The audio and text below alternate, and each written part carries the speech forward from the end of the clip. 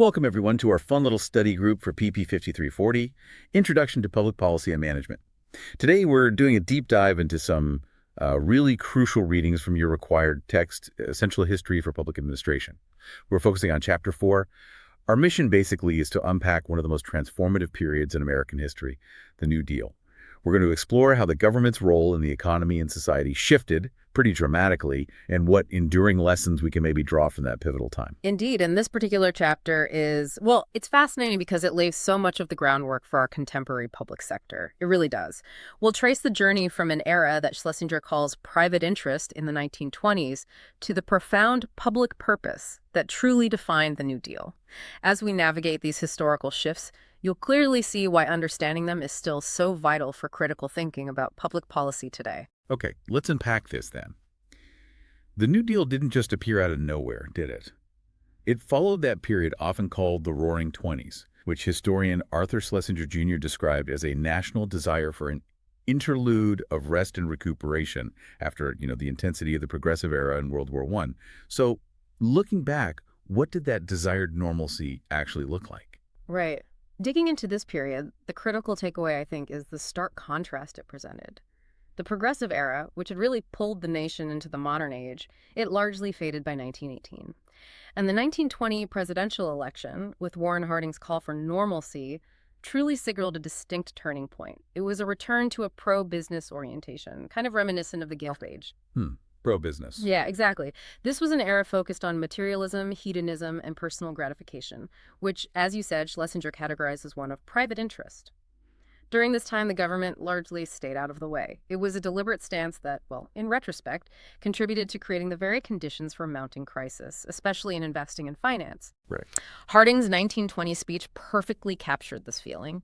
He emphasized healing, restoration, and serenity over heroics or agitation. And this really resonated with a public that was just exhausted by war, weary of sacrifice, and frankly yearning for quietude. A chance to pursue private affairs without constant governmental interference. Makes sense. Yeah, and this public mood, it was heavily influenced by things like the huge national debt from World War I, high prices, rising taxes, resistance to immigration, big labor strikes, and even Ku Klux Klan raids across the country. The federal government's role in daily American life during the 1920s, it was minimal. A third of its budget went to war debt, and if you add veterans' benefits, these war-related costs were more than half of federal spending. Wow, more than half. Beyond a pretty modest Army and Navy, the federal government spent and did little. The Republican administrations of the decade, they actively abandoned or reversed many progressive policies.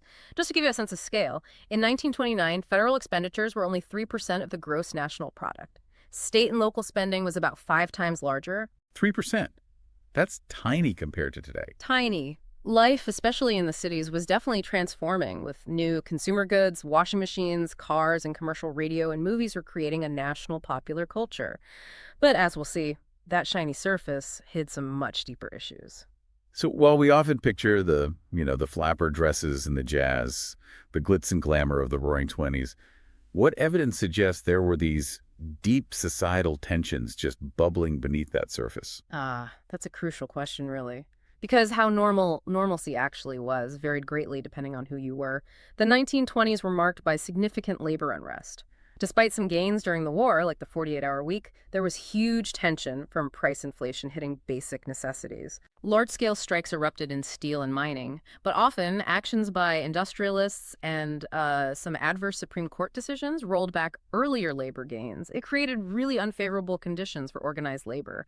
And events in Europe, like communist takeovers in Hungary or revolts in Germany, they fueled fears of labor activism here at home. Some industrialists even feared a steel strike could be the first step toward overturning the industrial system. Wow, that's intense fear. It really was. This period also brought the Red Scare with legal action, sometimes violence against labor leaders, and discrimination against anyone suspected of being socialist or communist. Fear of outsiders was pervasive, particularly regarding radical elements and immigrant wage competition. This led directly to the Restrictive Immigration Act of 1924, which was largely designed to preserve the ideal of U.S. homogeneity. Homogeneities. Meaning it prohibited immigration from Asia and severely restricted it from Southern and Eastern Europe. It basically favored white immigrants from Western and Northern Europe. This had a particular impact on potential Jewish immigrants escaping problems in Europe. Domestically, the mass migration of African Americans from the South to northern cities seeking better conditions was often met with violence and race riots. Terrible. Yeah. White mobs burned property, killed residents in black neighborhoods in cities like Chicago, Tulsa, Washington, D.C., and the white supremacist Ku Klux Klan experienced a powerful revival. It grew to over 4 million members and actually claimed to control 24 of the nation's 48 state legislatures by the mid-1920s. That's 4 million members. That's staggering. It's hard to fathom. So yeah, beneath the jazz and the seeming prosperity, a simmering discontent was very, very much present. And if we connect this to the bigger picture, the sort of hands-off government approach, especially under presidents like Calvin Coolidge, who was a real pro-business conservative, favored tax cuts, limited government, it initially seemed to align with the booming economy. But it's clear, looking back, that the seeds of crisis were quietly being sown even as the good times rolled.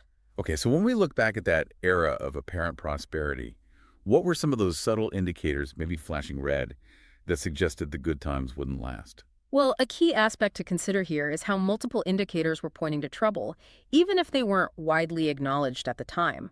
While President Coolidge's pro-business stance limited federal spending and interference, by the end of his term, several key sectors were already showing significant decline. Agriculture, for instance, was really struggling. Right, the farm crisis predated the Depression. Exactly. Auto manufacturing and residential construction were also slowing down. Business inventories were building up, a classic sign of overproduction and weakening demand. But maybe the most serious indicator of economic danger was what Herbert Hoover himself described as the orgy of mad speculation on the stock market. An orgy of speculation. Yeah. Investors were taking out huge loans from banks, from corporations, financing highly leveraged stock purchases. These seemed promising only because the market was just rising so rapidly, almost unchecked. And to illustrate the impact on the broader economy, think about this. By 1929, commercial bankers were actually lending more money for stock market and real estate investments than for commercial ventures. Wow, so capital wasn't going into actual businesses as much. Precisely. It indicated a dangerous and unsustainable shift in capital allocation. It was effectively funneling capital away from productive enterprise into these speculative bubbles. This whole period really highlights a crucial policy question that still resonates today. When should government intervene in seemingly private economic activity to prevent broader systemic risk? To protect the overall stability of the nation's economy. The absence of that intervention, well, it proved incredibly costly. Okay, here's where it gets, well, really devastating, I suppose. Herbert Hoover, who famously claimed we were nearer today to the ideal of the abolition of poverty, took office just months before the bottom fell out. What happened when that speculative bubble finally burst, and how did it ripple through the economy? Right. The critical insight here is about that gap between public perception and reality, and just the profound fragility of an unregulated financial system. In September 1929, stock prices dipped, but then they recovered. So a lot of people thought, okay, just a blip, a temporary fluctuation. But then came October. On October 23rd, intense selling wiped out $4 billion in paper value. Just gone. $4 billion. Yeah. In 1929 dollars. Exactly. The very next day, nearly 13 million shares traded hands, with even more huge losses. The situation got dramatically worse on Black Tuesday, October 29th. Over 16 million shares were traded as the market just plunged further, and the market continued to fall for 3 more weeks. By mid-November, some $26 billion, roughly a third of September's stock value, had just vanished. A third of the value, gone in weeks. Gone. Despite the weak underlying economy and this profound crash, many people still anticipated a rapid and robust recovery. They were significantly underestimating the deeper structural problems beneath the surface. The true depth of the crisis, though, revealed itself in the banking system. That began to crumble in 1930. Waves of bank closings resulted in the failure of some 10,000 banks nationwide over the next few years. 10,000 banks. 10,000. Frightened depositors, desperate to save what they could, rushed to withdraw their money. But for millions, it was just too late. Their life savings were lost forever.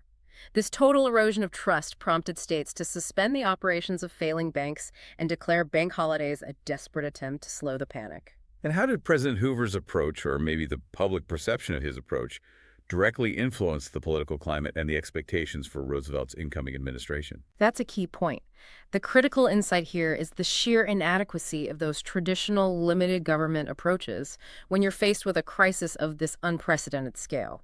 Hoover's measures to deal with the banking crisis while they existed were simply insufficient. The situation just kept spiraling downwards. By the time Franklin Roosevelt was inaugurated on March 4th, 1933, the banking system was on the verge of total collapse. An astonishing 38 states had already shut down their banking systems. It was a dire situation across the country. 38 states. Yeah. Basically, the whole system was frozen. Frozen.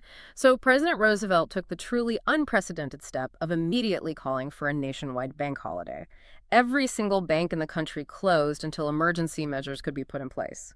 Now, even before this national declaration, those state bank holidays had already made daily life incredibly difficult. With the nationwide closure, the cash economy practically disappeared. People were forced to resort to barter, trying to function without any liquid currency. Hard to even imagine. Right. Employers post-dated paychecks. Essential services like grocers, gas stations, they operated on credit. One critical yet seemingly simple problem was just making change. Bus drivers couldn't make change for a $20 bill. People used scrip, bus tokens, foreign coins, even postage stamps as makeshift currency. Postage stamps? Yeah. The human impact was severe. In Detroit, after a 4-week state bank closure, the text says, city laborers unable to buy food with their paychecks fainted at work. Congress responded incredibly swiftly to Roosevelt's initiative, passing the Emergency Banking Act on March 9th. This act gave the federal government authority to take control of failing banks and provide loans. And when the bank holiday ended on March 13th, the public response was remarkable. People lined up not to withdraw money, but to deposit their money. Wow, complete turnaround in confidence. A complete turnaround. In New York City alone, deposits exceeded withdrawals by $10 million. It effectively ended the bank runs and, as one of Roosevelt's aides famously put it, saved capitalism. This immediate, decisive federal action, it fundamentally shifted public expectations about the government's role. It's truly hard for us today to wrap our heads around that level of economic upheaval. Even after the banking system stabilized somewhat, the Depression just deepened. What did daily life actually look like for millions of Americans caught in this crisis? Yeah, and this brings us to a really crucial point about the human toll of economic collapse and the, frankly, glaring absence of a social safety net back then. Unemployment just skyrocketed. It went from under 3 million in 1929 to 8 million in 31, and then to a staggering 12.5 million by 1932. 12.5 million. In that year, 1932, a quarter of the nation's families didn't have a single employed wage earner. A quarter. And those fortunate enough to have jobs, they suffered drastic pay cuts, reductions in hours.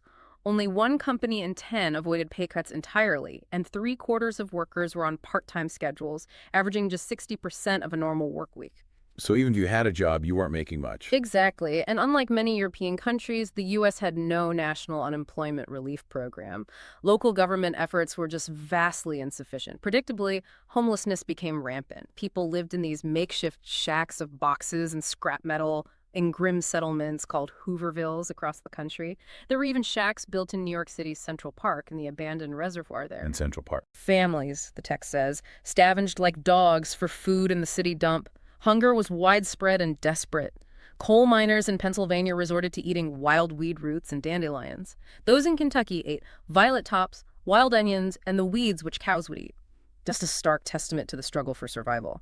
As many as 1.5 to 2 million people abandoned their homes and took to the roads, becoming hobos, seeking work or food, hitching rides, jumping freight trains, sleeping in flop houses or hobo jungles. And the agricultural sector, which you mentioned was already struggling before the crash, faced an even deeper crisis. It created this tragic paradox, didn't it? What did that look like on the ground? Exactly. The critical insight here is that simultaneous existence of extreme human need and overwhelming agricultural surplus. It just highlights a complete breakdown in the distribution system. While people across the country were literally starving, farmers couldn't market their products.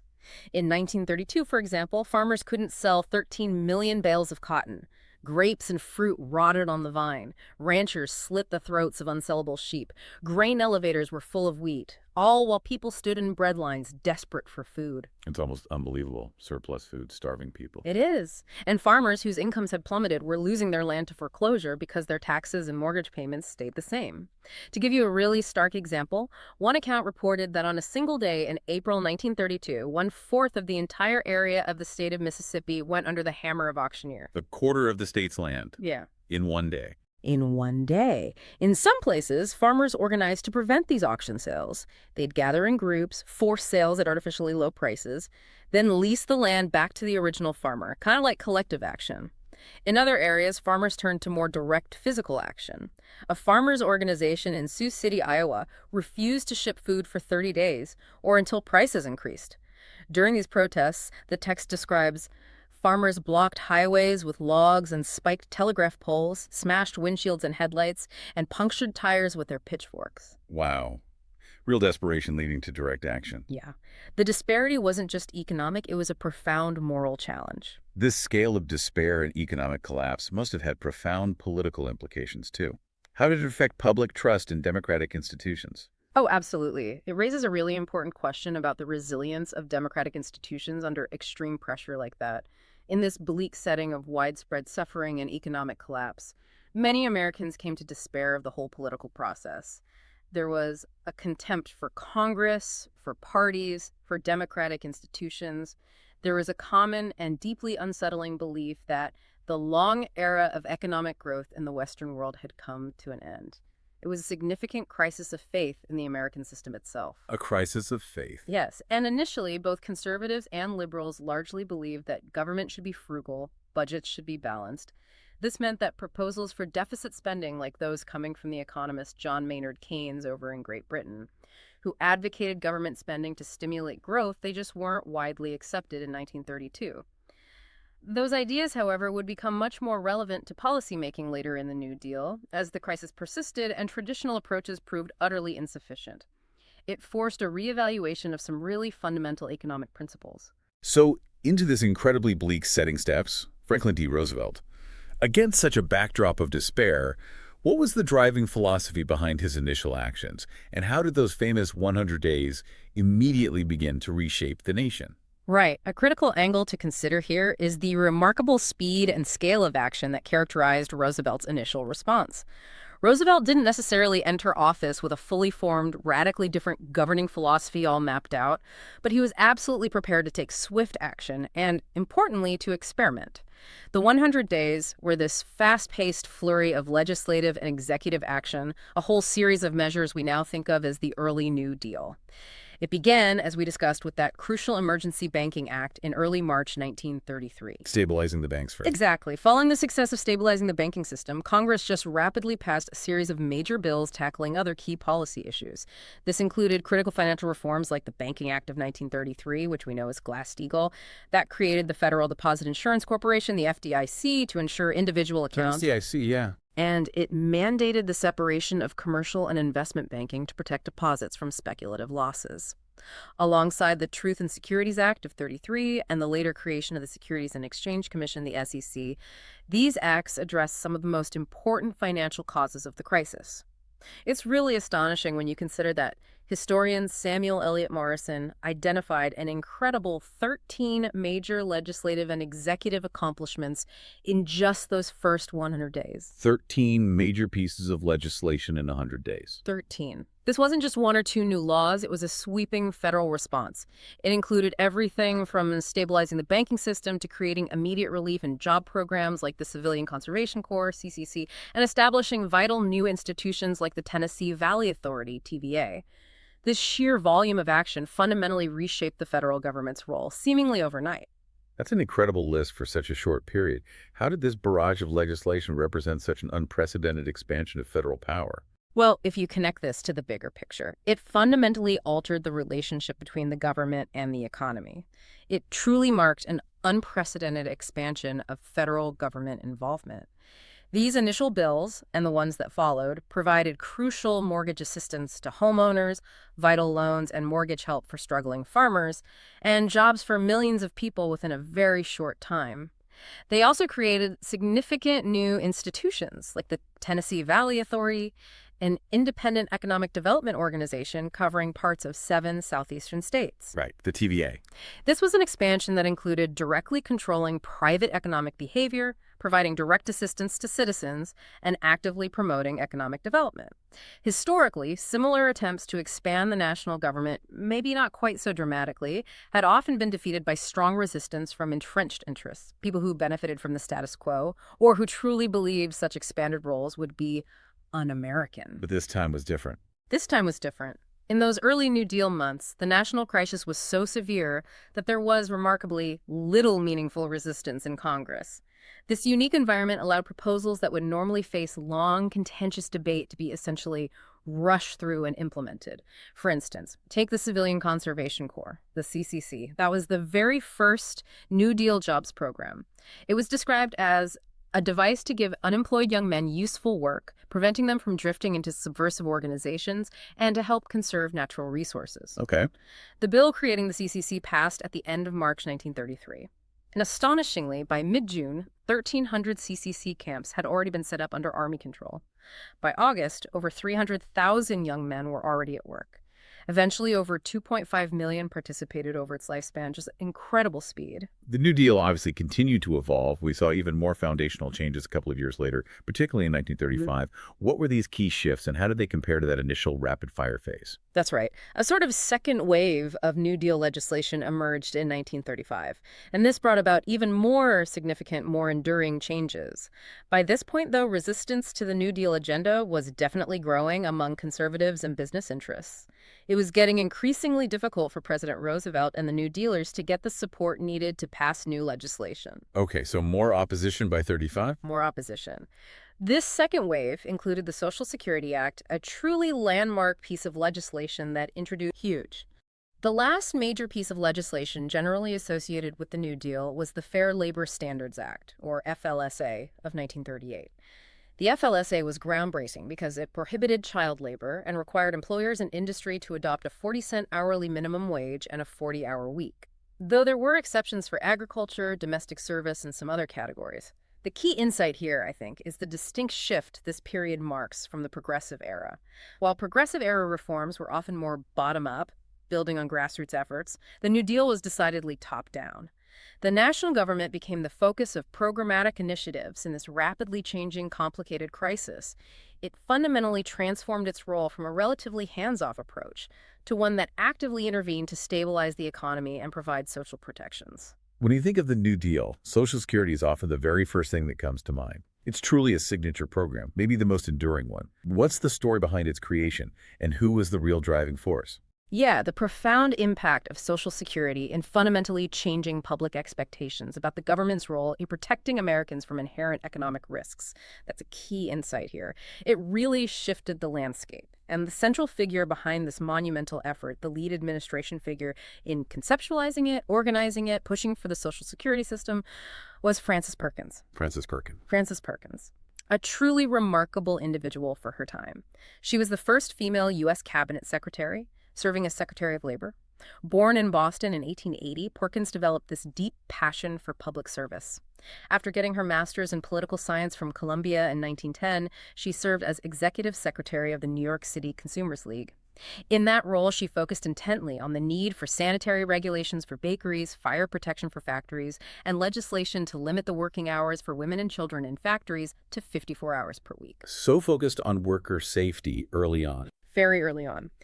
And a pivotal, truly formative moment for Perkins happened on March 25, 1911. She was in the street in New York and witnessed workers tragically plummeting to their deaths to escape the Triangle Shirtwaist Factory fire. Oh, the Triangle Fire. Horrific. Horrific. She later described this event as the day the New Deal was born for her. It solidified her commitment to workplace safety and social welfare. Her subsequent work on a state commission on factory safety in the wake of that fire resulted in the most comprehensive set of laws governing workplace health and safety in the nation. These laws became a national model. Perkins then served with the State Industrial Commission under Governors Al Smith and Franklin Roosevelt before being appointed Secretary of Labor when Roosevelt became president. She was deeply involved in conceptualizing, organizing, and implementing many New Deal initiatives, including programs like the CCC. So even with the crisis as a backdrop, something as fundamental and frankly necessary as Social Security faced significant opposition, didn't it? It wasn't an easy sell. Oh, absolutely not. It certainly did face opposition. And this raises an important question about how fundamental American values and political resistance can clash with proposed social change, even in a crisis. The Social Security Act of 1935 was controversial and faced significant resistance right from the start. Conservatives charged that the Social Security conception violated the traditional American assumptions of self-help, self-denial, and individual responsibility. They saw it as a radical departure from the nation's core ethos. Undermining individualism, essentially. That was the argument. And there was also a blatant racial element to the opposition. There's a particularly revealing comment cited from the Jackson, Mississippi Daily News, which stated, and this is a direct quote, "The average Mississippian can't imagine himself chipping in to pay pensions for able-bodied Negroes to sit around in idleness on front galleries, supporting all their kinfolk on pensions, while cotton and corn crops are crying for workers to get them out of the grass." Wow, that's incredibly blunt racism. Incredibly blunt. It shows a clear desire to exclude certain groups from the benefits of the proposed system. Leuchtenberg actually described the initial system created by the Social Security Act as limited and conservative when you compare it to similar systems in other countries at the time. For instance, the U.S. system required workers to contribute a portion of their incomes, and it explicitly excluded large classes of people, like farm and domestic workers, from its benefits initially. Right, those exclusions were significant. Very significant. An initial draft of the Social Security Act had even included national health insurance. But that proposal was abandoned entirely due to fierce opposition from the American Medical Association, which characterized it as socialized medicine. Yet, despite all this resistance, the act was passed on August 14, 1935. It really reversed historic assumptions about social responsibility and established, as Leuchtenberg put it, that the individual has clear-cut social rights. Yet, despite the resistance, it passed and became this landmark. But the political fight didn't just end there, did it? How did opponents try to derail it during the 1936 election? No, the fight definitely continued. It really illustrates how deeply ingrained the opposition to this kind of government intervention was. The critical insight here is that last-ditch effort to derail Social Security during the crucial 1936 presidential election, and, importantly, how decisively the public responded. Republicans understood that the new payroll tax, which was then only 1%, was set to begin on January 1st, 1937. So they sought to capitalize on this by trying to scare workers and influence their votes. How did they try to scare them? Well, placards appeared in workplaces declaring things like, "You're sentenced to a weekly pay reduction for all your working life. You'll have to serve this sentence unless you help reverse it, November 3. Notes were even placed in pay envelopes that characterized Social Security benefits as uncertain, falsely claiming there was no guarantee Congress would actually appropriate the money later. Shortly before the election, a Republican senator asserted that Social Security puts half the working people of America under federal control. The Republican presidential candidate, Alf Landon, further connected the new program with federal snooping, asking whether participants would be fingerprinted or required to wear identification tags. Fingerprinted. Wear tags. That sounds extreme. It does. One of Landon's campaign staffers, John Hamilton, even made the outlandish claim that the only human aspect of the program was that the supposed stainless steel tags for these enslaved workers wouldn't discolor the skin of the wearers.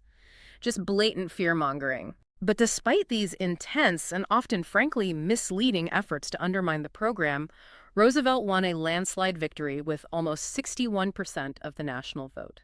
This decisive outcome secured the future of the Social Security Act and clearly illustrated a significant shift in public sentiment toward a greater acceptance of the government's role in providing a social safety net.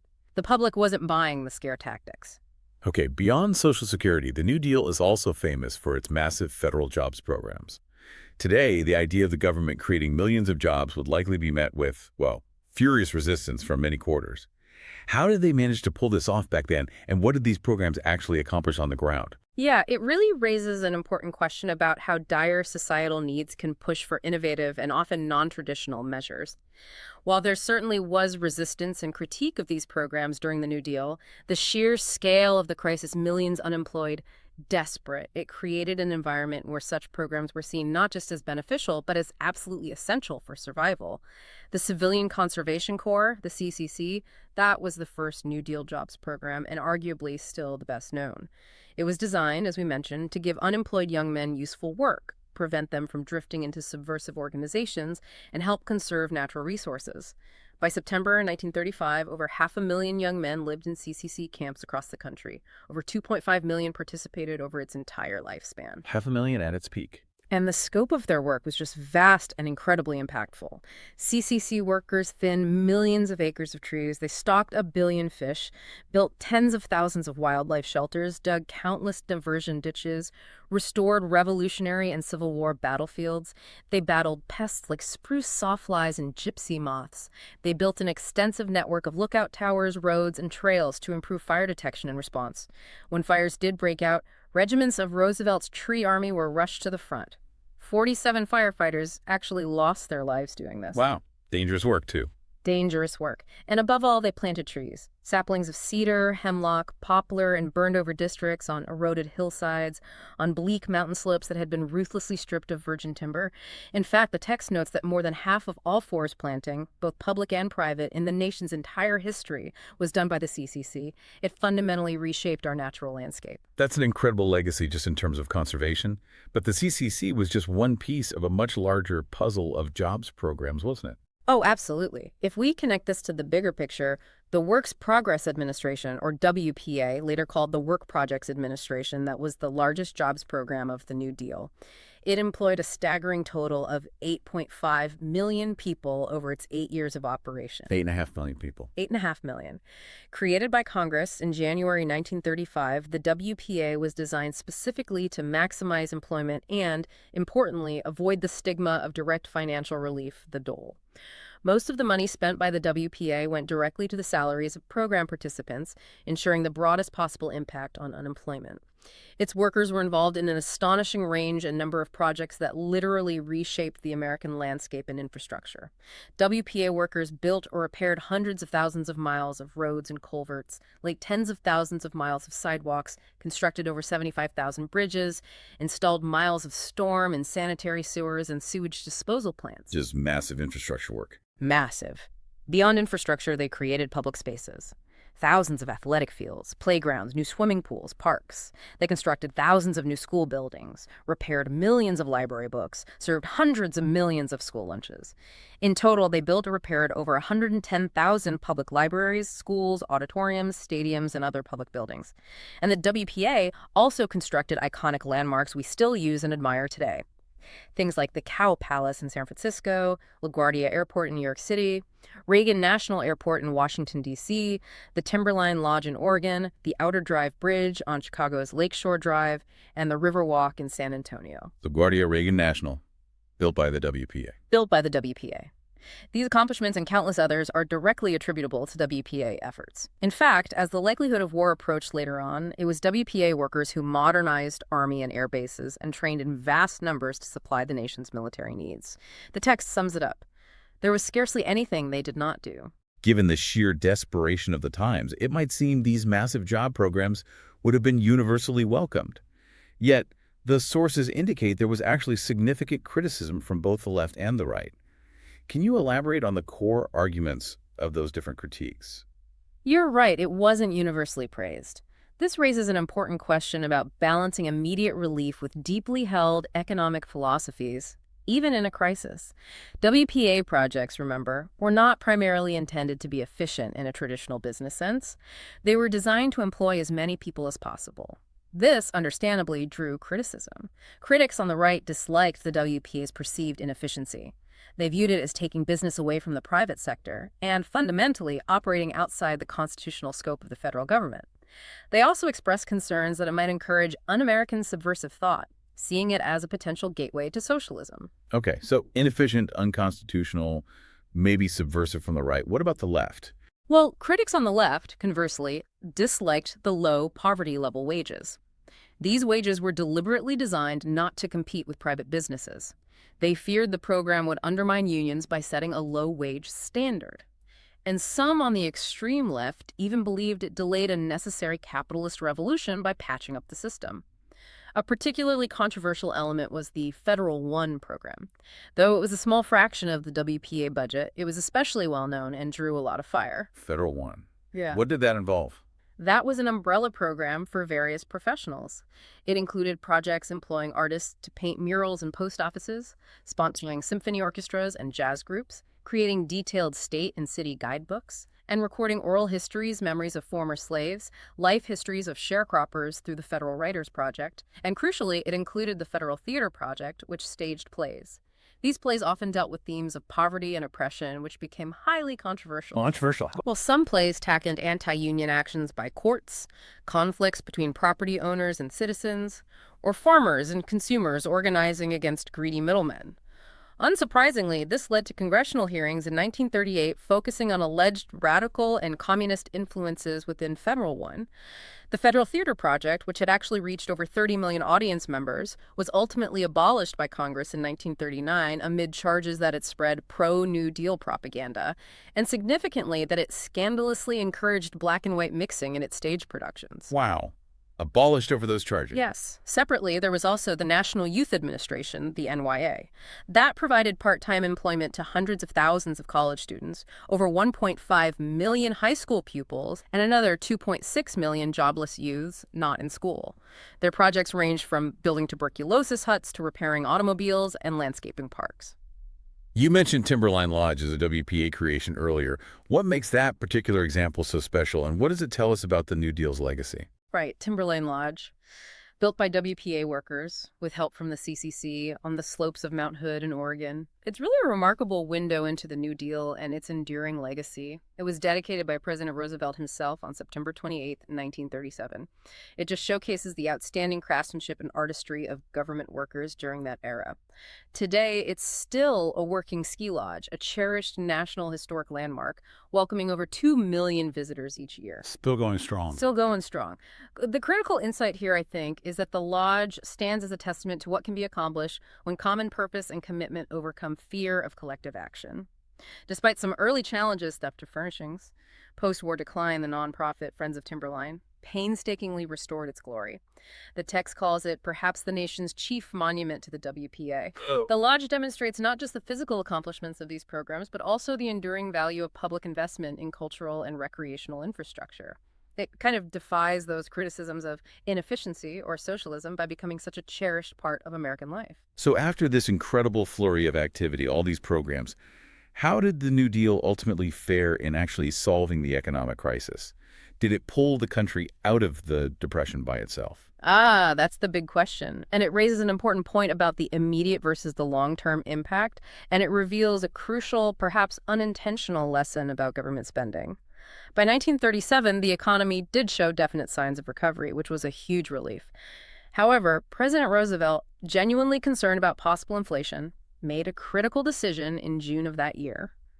He cut federal spending on public works and many of the jobs programs. You cut spending. Why? Well, up to that point, annual federal funding had been in deficit because of all the new programs started in the prior 4 years. Roosevelt fundamentally believed in a balanced budget. As it happened, though, this deficit spending had significantly contributed to the beginnings of that economic recovery. Now, with the federal government cutting back spending sharply, the economy abruptly slipped back into recession, the Roosevelt recession of 1937-38. So cutting spending caused another downturn. It seems so. By early 1938, many Americans once more neared starvation. In Chicago, children salvaged food from garbage cans. In Cleveland, families scrambled for spoiled produce dumped in the streets when the market closed. It illustrates the fragility of that recovery and the immediate impact of reducing government intervention. Roosevelt, as I said, believed in a balanced budget. He had initially resisted those Keynesian ideas about stimulating economic growth through deficit spending. However, faced with this new recession, he eventually gave in to advisors who urged a resumption of deficit spending in the spring of 1938.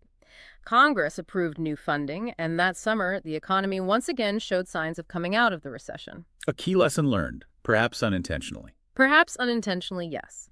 It provided a crucial lesson about the role of government spending in a struggling economy. Of course, we can only speculate how this debate over deficit spending would have evolved without World War II. The war forced massive federal spending and mobilization, beginning in the early 1940s, and that finally decisively ended the Great Depression. Right, the war spending ultimately finished the job. Yeah. The New Deal is still debated so fiercely today, with really strong opinions on both sides. What is the historical consensus, if there is one, on its achievements, particularly regarding its long-term impact? Yeah, the critical insight here is that enduring controversy, yet its undeniable role in fundamentally remaking the country. It's still a political football. Some on the contemporary political right, even today, advocate for unwinding many of his policies, essentially seeking to take the country back to the governmental status quo before the 1930s. You see this perspective in proposals to cut back the social safety net, weaken financial regulation, reduce environmental protections. Trying to roll it back. Exactly. Historian Leuchtenberg acknowledged that the New Deal left many problems unsolved and even created some perplexing new ones. And critically, he noted it never demonstrated that it could achieve prosperity in peacetime. That fell to the war. However, despite these valid criticisms, it undeniably accomplished several things of immense importance. Morrison summarized 5 key accomplishments. First, it provided vital financial assistance, relief, and significantly decreased unemployment. Second, it achieved widespread environmental rehabilitation and conservation efforts, think TVA, CCC. Okay. Third, and this is huge, it secured a general public acceptance of the federal government's responsibility for the people's welfare, employment, and security. That's a fundamental shift in public expectation. Fourth, it reasserted presidential leadership and oversaw significant growth of federal power. And fifth, it established economic and social planning by the federal government, a concept long opposed by conservatives. A real shift in the public's view of government. A profound shift. Morrison argued these accomplishments evidenced a growing appreciation of the nature and function of the state, moving away from the old assumption that government should be largely uninvolved. Permanent benefits included things like the conservation programs, TVA, stock market regulation, SEC, rural electrification, and an enhanced status for union labor, Wagner Act. And despite the increased regulation, it arguably strengthened the entire economy by purging it of gross abuses. Kennedy further emphasized how it managed to do so much in the uniquely malleable moment of the mid-1930s, calling it one of only a handful of episodes in American history when substantial and lasting social change has occurred, when the country was, in measurable degree, remade. Ultimately, the New Deal taught a powerful, if still contested, lesson. In moments of extreme crisis, the government's willingness to redefine its role from passive observer to active guarantor of public welfare can be the only force capable of averting total collapse and, yes, remaking a nation. So this sounds like a truly fundamental reevaluation of government's role, but surely not everyone saw it that way, even among its supporters. How did the New Dealers articulate this new vision in a way that might counter that deeply ingrained American skepticism of government intervention? That's a great point. The critical insight here is the subtle evolution of the rationale for government intervention. It shifted from maybe pure sentiment to a more practical economic framework. Unlike some earlier progressives, New Dealers were often less sentimental in their public justifications. Leuchtenberg noted the New Dealer, quote, shied away from being thought of as sentimental. He wrote, instead of justifying relief as a humanitarian measure, the New Dealers often insisted it was necessary to stimulate purchasing power or to stabilize the economy or to conserve manpower. So framing it in economic terms, not just charity. Exactly. In this environment, reform really meant economic reform. And the rationale for a more equal distribution of income was often framed not primarily as social justice, but as the practical need for enough customers with money purchasing power to buy industrial products, to stimulate purchasing power. However, this doesn't mean New Dealers lacked compassion for the profound human suffering they saw all around them. Not at all. As heirs of the Enlightenment, they saw themselves as part of a broadly humanistic movement dedicated to making human life on Earth more tolerable. Francis Perkins eloquently captured the sentiment, calling social insurance a fundamental part of another great forward step in the liberation of humanity, which began with the Renaissance. A liberation of humanity. Powerful. Powerful words. According to Kennedy, the New Deal's cardinal aim was not to destroy capitalism, but to devolatilize it, to make it less volatile, less prone to catastrophic boom and bust. It focused intently on creating security for capitalists and consumers, for workers and employers, for corporations and farms and homeowners and bankers and builders alike. Security was the watchword. And Roosevelt himself had a profound personal philosophy driving all of this, didn't he? How did his own beliefs about security influence the New Deal's overarching goals? He absolutely did. That's a crucial point, and it raises an important question about the psychological impact of insecurity on a national scale. Schlesinger noted that Roosevelt's philosophy of compassion, which developed against that bleak backdrop of the Depression, had a particular bias toward the idea of security. Not just economic security, but also mental and spiritual security. Roosevelt himself articulated this vision. He said, "Means a kind of feeling within our individual selves that we have lacked all through the course of history. We have had to take our chance about our old age and days past. We have had to take our chance with depressions and boom times. We have had to take chances on buying our homes. I have believed for a great many years that the time has come in our civilization when a great many of these chances should be eliminated from our lives." Eliminate the chances, provide security. Precisely. In a 1936 interview, President Roosevelt offered this kind of off-the-cuff reply that really powerfully defined his goal for the New Deal. He said his aim was to do what any honest government of any country would do, try to increase the security and the happiness of a larger number of people in all occupations of life and in all parts of the country, to give them more of the good things of life, to give them assurance that they are not going to starve in their old age, to give honest business a chance to go ahead and make a reasonable profit, and to give everyone a chance to earn a living. As a direct result of this social philosophy, the profound insight is that in the 30s, 19th century individualism gave ground to a new emphasis on social security and collective action. A massive shift. A massive shift. Here again, we clearly see Schlesinger's described shift in national politics from that period of private interest to one of public purpose during the New Deal. This perspective had a deep mark on the sensibility of the 1930s where, as the text notes, private experience seemed self-indulgent compared to the demands of public life. By the time the New Deal era drew to a close, the national government had effectively assumed the responsibility for guaranteeing every American a minimum standard of subsistence, providing this assistance not as a matter of charity, but of right. That was a fundamental and lasting change. Okay, so looking back at this incredible period, what are the key takeaways for public administration students like you, our listener, especially concerning the role and scope of government as it evolved? Right. If we connect this directly to the bigger picture of public administration, the New Deal brought truly dramatic growth in the size and scope of the federal government. That's undeniable. Where the progressive era saw national and state governments controlling some private sector excesses, the New Deal took on major new roles in response to the Great Depression. It assumed responsibility for providing citizens with a guarantee of basic subsistence and played a central role in stabilizing the economy by restructuring major elements like banking and finance, agriculture, and housing. And those four common themes we often see in American government history, they were very much in evidence during the New Deal. Okay, let's run through them quickly. Sure. First, public and private interest clashed repeatedly as the government intervened in the private economy to restore order and protect individual citizens from that economic turmoil. And these initiatives were often resisted by people holding concentrated wealth and power, both at the beginning and in the decades that followed. Okay, clash of interests. Second, the size and cost of government grew dramatically. Hundreds of thousands of people experienced what it was like to be in public service for the first time. This growth fed the concern of some that government was getting out of control, even as, paradoxically, it grew far, far larger within just a few short years during World War II. Right, size and cost. Third, outsiders, especially those living in poor or desperate conditions, were recognized as important by government, though it's crucial to note, as the text does, that the circumstances for blacks, other minorities, and women changed relatively little during the period itself.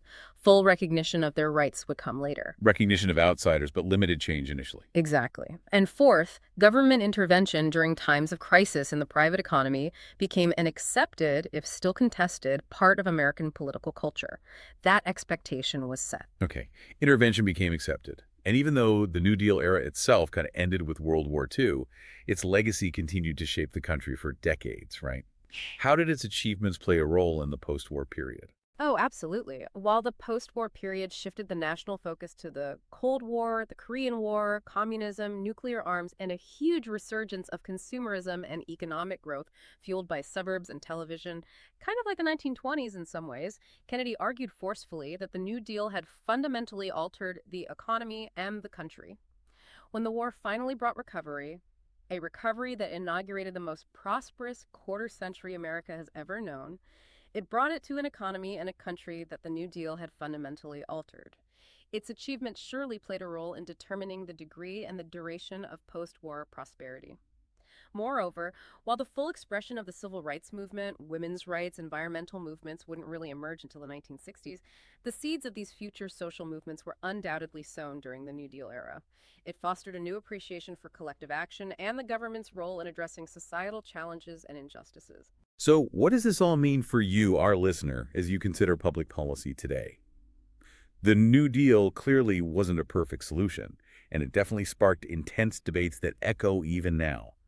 But what it undeniably did was fundamentally redefine the relationship between the government and its citizens, especially during times of crisis. Right. And this raises, I think, an important question for you to consider. How do these historical lessons from the New Deal lessons about balancing individual responsibility with collective security, or the role of government in stabilizing the economy and providing that crucial safety net, how did that continue to inform and perhaps even challenge our public policy debates right here in the present day? That's definitely a powerful thought to chew on. Thank you for joining our study group for this deep dive into Chapter 4 of Essential History for Public Administration. We really hope you found these nuggets of insight illuminating.